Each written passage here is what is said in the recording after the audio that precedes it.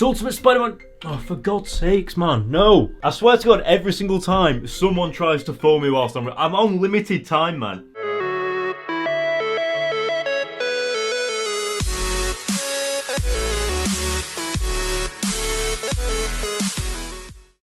What is going on, guys? Welcome to this video. My name is Cameron and this is the review for the highly anticipated Ultimate Spider-Man issue 104. So obviously what you're seeing on screen right now is the original cover for Ultimate Spider-Man issue 104, but right here I actually have, I don't know if you guys can see it because it's like really white, but this is the white variant cover for this issue, and I can't remember what I bought this variant for, but it is one of the more expensive variants of the Ultimate Spider-Man series, so I'm really happy that I've got this in my collection. I've got like a bunch of variants in my Ultimate Spider-Man collection. If you do want to see my Ultimate Spider-Man comic book collection and of course all the variants, click the link in the description or like click one of the things at the top of the screen now and it will take you to my recent Ultimate Spider-Man comic book collection of 2017. But anyway, enough with that. This Ultimate Spider-Man issue 104 is one of my favourite comics of the entire Ultimate Spider-Man series, along with all my other favourites, but Ultimate Spider-Man issue 104 has like a special place in my heart because I remember reading this issue for the first time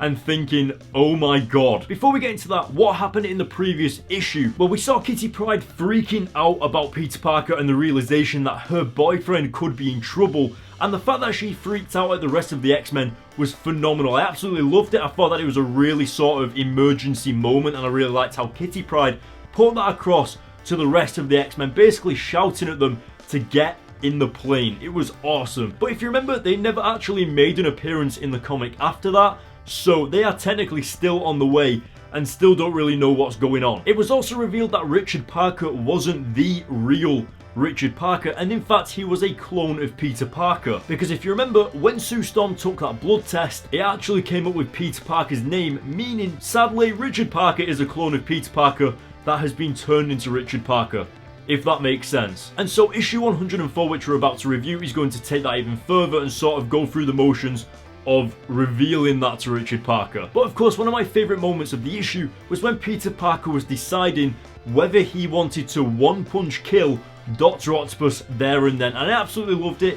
Just the sinister look in Peter Parker's eyes as he was debating this in his head. Like, that was so good. And I think it really shows like just how far Peter has been driven to the edge. Like, we've never seen him like this before, and it's kind of scary. But you also understand the emotions that he's going through, if you get what I mean. So if he kills him, I don't really think I'd hate Peter that much. And of course, let's not forget, we now absolutely love Nick Fury again. He's actually really cool, leaving Dr. Octopus in the room so that Peter Parker and Jessica Drew can just go crazy on him and actually beat the crap out of him. But Dr. Octopus did have a final say in that when he revealed that it wasn't the arms that he could control, but it was actually the metal. Now, something that I didn't actually expect from you guys was for you to compare him to Magneto. I thought that was actually really cool because I did not make that connection whatsoever, but I wouldn't say that Dr. Octopus is more on the lines of like being able to control metal like Magneto, because Magneto is like, maybe he is like Magneto actually.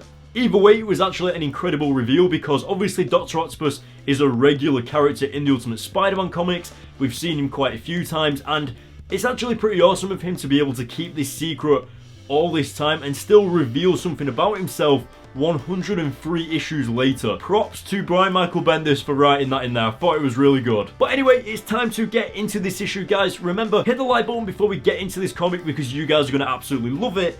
And now that you've done that, let's get into the issue and let's get reading it because your minds are gonna be blown. I hope nobody rings me as well whilst we're doing this. Okay, so this is one of the best issues in the Clone Saga so far, and it opens up with us joining the Fantastic Four back at the Baxter building, obviously trying to cure Mary Jane of the Oz formula that was injected into her by the scarred and insane Peter Parker clone. Now, one thing that I really like about these recent Clone Saga comics is the fact that the Fantastic Four are heavily involved in the participation of helping Peter Parker. Like, they were there to help when Aunt May had a heart attack, They took her to the hospital, they've helped Peter Parker, and now they are trying to cure Mary Jane as well. And it just seems really awesome at the fact that in the Ultimate Universe and in these Ultimate Spider-Man comics, other characters and other superhero teams are well involved in the sagas of this series. I mean, because if we actually take a step back and look at it, we've got the X-Men, we've got Fantastic Four, we've got Peter Parker, and then of course we've got like all of Peter Parker's friends like Mary Jane, S.H.I.E.L.D. and Nick Fury, and then of course we've got like the villains like Dr. Octopus, etc. So I think it's really great how Brian Michael Bendis can actually write characters into the story like this without making it feel really cramped. But anyway, going into what's actually happening in the comic, you could see that the Fantastic Four was struggling to handle the monstrous side of Mary Jane, and what's happening on screen right now is Sue Storm is breaking the news to Richard Parker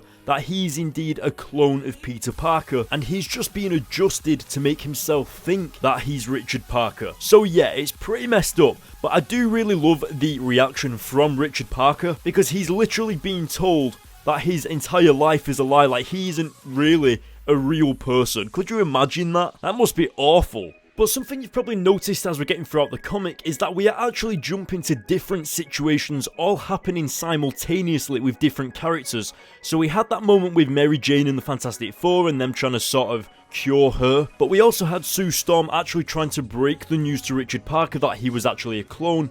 And then of course we've got Nick Fury and S.H.I.E.L.D. dealing with the FBI, and that's when it finally jumps us to where the action is taking place with Jessica Drew, Peter Parker and Dr. Octopus, and it is just pure awesomeness inside that building. Now, something that I really like is how the inside of the building where these guys are fighting is actually unrecognizable. It looks like the entire place is like a universe of destruction, and it is because there is so much chaos and so much violence going on. Does someone really have to text me right now? Anyway, ignoring that, there's something about this interaction with Dr. Octopus that feels really special. It's like one of those things, like in a video game where you get to the final boss of the entire game. And I think what feels really good about it is that there is this history between these characters and Dr. Octopus. And all that history is a culmination and a coming together of this battle that is taking place. But as for what's happening on screen right now, the Fantastic Four still have their hands full with the mission of curing Mary Jane of this monstrosity of the Oz formula in her body. But something that makes the moment even more special is in the future of the Ultimate Universe, a few years after these issues released, something happened to Reed Richards and it actually caused him to become pure evil. So it's really interesting to see how sort of nice and like good-hearted he is in these comics, knowing that he becomes like sort of a villain in the future. It's really weird, but also really interesting. Going over to one of the more badass moments of the comic, you can see that Peter Parker isn't making any jokes, and as Dr. Octopus actually throws one of his metal arms towards Peter, Peter literally punches clean through the metal, destroying it. And obviously, we've read 104 issues of the Ultimate Spider-Man series now, so we definitely know what Peter Parker is like, we definitely know him as a character, and we can say for certain that when he stops making jokes and when he actually starts punching through things instead of dodging them, it means he's taking the situation extremely seriously, and it's probably not going to end well for the bad guy. So I absolutely love it when we see that side of Peter Parker where he's sort of just embracing his full powers, because we know that Peter Parker is way more capable than he lets on to be, because usually he sort of holds back his punches and stuff, but when he gets serious, you know he's actually one of the stronger characters of the superheroes. So what we're seeing on screen is just amazing and actually unbelievable. It's like a massive fight that we've been waiting the entire saga to see, and it definitely pays off with this massive punch that Jessica Drew and Peter Parker have just launched into Dr. Octopus's face, and it definitely lives up to the hype. I think it actually is the build-up from like the other previous issues that make this fight and this moment so special in this Clone Saga. It's great. I do have to say though that I was actually quite surprised that Jessica Drew just took off and left Peter Parker by himself after that, because if you think about it, Jessica Drew is just a girl version of Peter Parker. So she still thinks the same as Peter Parker, etc. So I thought it was a little bit strange how she was like the complete opposite of what Peter Parker was going to do. So I would have thought that she would have been a little bit more understanding in Peter Parker's situation. But then again, Jessica Drew hasn't been in the same perspective as Peter Parker from his standpoint, so maybe that's why. But as you can see, Peter Parker was trying to do the right thing, go out there, sort of surrender himself to Nick Fury and S.H.I.E.L.D, and that is when the Human Torch from the Fantastic Four arrives to pick Peter Parker up and take him to Mary Jane at the Baxter Building. But let's not forget, we've still got Richard Parker on top of that rooftop with Sue Storm, still being convinced that he's a clone of Peter Parker. And one of the craziest things is that you can actually see him aging on the spot.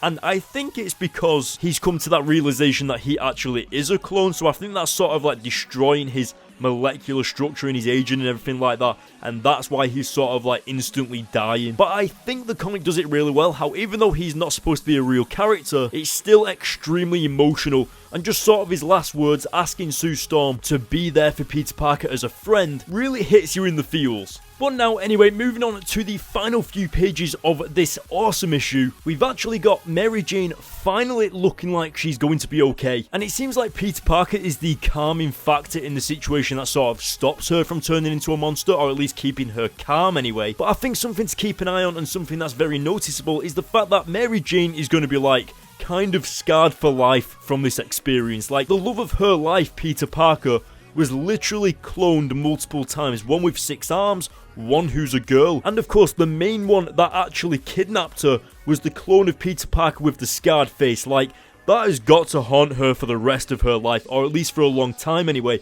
And we'll see something like that keep coming back to her as the issues carry on. But now, as to why this is one of my favourite comics in the entire Ultimate Spider-Man series, and that is because Peter Parker finally tells Mary Jane that he actually loves her and he's like completely sorry for like breaking up with her. It's really special, but obviously we've still got Kitty Pryde and the X-Men in the background, still not actually having seen Peter Parker yet. So yeah, that's going to be a complicated situation that we'll have to see in the next issue. But what makes this situation even more complicated is that it's revealed on the final page that Peter Parker could actually be cured of his spider powers, meaning that he might not have to be Spider-Man anymore. And that is where the comic closes down and ends on the cliffhanger that will take us into the next issue. So guys, I hope you enjoyed reading this issue, but let's go back on camera and talk about some of the highlights of this comic and some of the stuff we can look forward to. One of the craziest issues I think we've had in the Ultimate Spider-Man comics,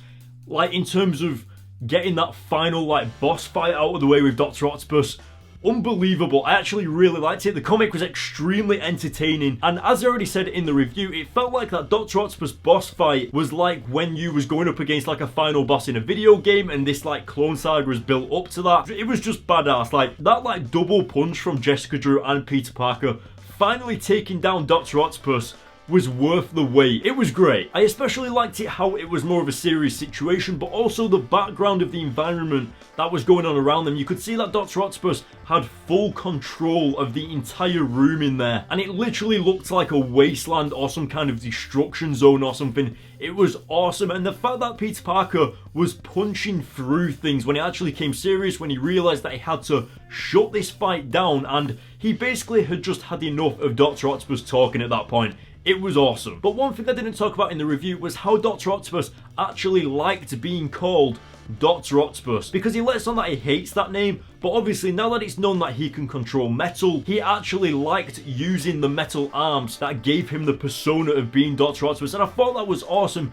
especially because he said that he was good at those things, and so many revelations, it's just great. I think one of the other major things in the comic as well was the death of Richard Parker, who was actually a clone of Peter Parker. It was really like kind of sad because you could actually see the moment when Richard Parker didn't want to believe Sue Storm, but at the end of it sort of knew that it was true. And that must be an awful thing to experience, because you're technically being told that you are not a real person and that you've only been alive for like 6 months technically. Like, it must be mind-blowing, especially if you can remember your entire life and you're being told it's a lie. Damn. So I think Brian Michael Bendis actually wrote that part of the comic extremely well. You actually felt for Richard Parker's character. The fact that he suddenly started to age on the spot and you could actually see him dying like in the moment, and Sue Storm having to sit there and go through that. So sad. But not to mention the part where obviously he still feels like he's Peter Parker's father.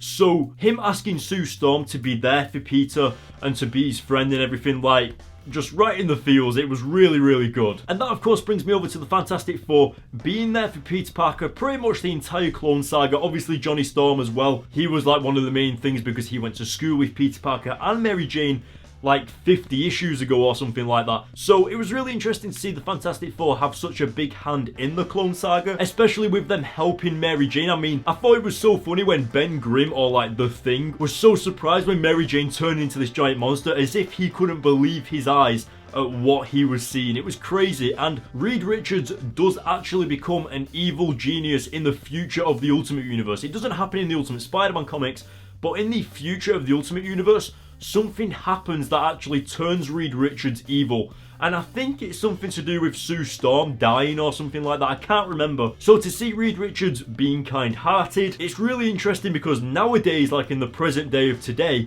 he's actually an evil bad guy in like the comics. So it's quite sad. But of course, going into the main reason for me personally why this is one of my favourite issues is because it's the realization where Peter Parker nearly lost Mary Jane for real, and it tells Mary Jane that he does actually really, really love her and doesn't want to lose her. And I think he's realised that regardless of whether Peter Parker is in a relationship with Mary Jane or not, she can still get in danger nonetheless. So really it doesn't make a difference. And overall it just felt like a really happy ending until we got to that little curveball at the end of there, where it's revealed that Peter Parker could in fact give up his spider powers and of course give up being Spider-Man altogether. And that's one of the craziest things, and obviously something that Spider-Man fans and Ultimate Spider-Man fans want to talk about, because realistically Peter could just stop being Spider-Man and maintain his spider powers anyway. Like, he could just keep his spider powers, but if Peter Parker got rid of his spider powers, he's also made the choice to get rid of his spider powers so he can't do crime. So I feel like the responsibility, like Peter would feel awful if he got rid of his powers and couldn't do anything, especially because he would still have that desire to save people and help people, but he won't be able to anymore because he's not got spider powers. So yeah, you'll have to see what happens with that, guys. Obviously a major cliffhanger. Will he do it? Will he not do it? But until then, it's time to rate the issue. And obviously these entire Clone Saga comics and basically my entire Ultimate Spider-Man series and everything like that, I bounce between 8s and 9s out of 10, but this has got to be a 9 out of 10. I'm sorry, I can't help it. The rating doesn't necessarily matter too much because, as I've already said, it's more to do with what I say whilst we're reviewing the comic that matters. So the overall number of the issue is just like my personal preference. So you guys might have different ideas. But don't forget, there is also Kitty Pryde and the X-Men in the background, and Aunt May, who now also knows that Peter Parker is Spider-Man, that we've got to look forward to. And that'll come around within the next issue and like the issue after that. So it's going to be so complicated now that Peter actually loves Mary Jane. Like, oh Jesus. But yeah, guys, let me know in the comments below what you thought of this issue and what you think will happen in the next issue. And if you haven't yet, follow me on Instagram. The links are in the description. If you want more videos like this, hit the subscribe button, leave a like on this video, and I will see you all in my next video. Goodbye.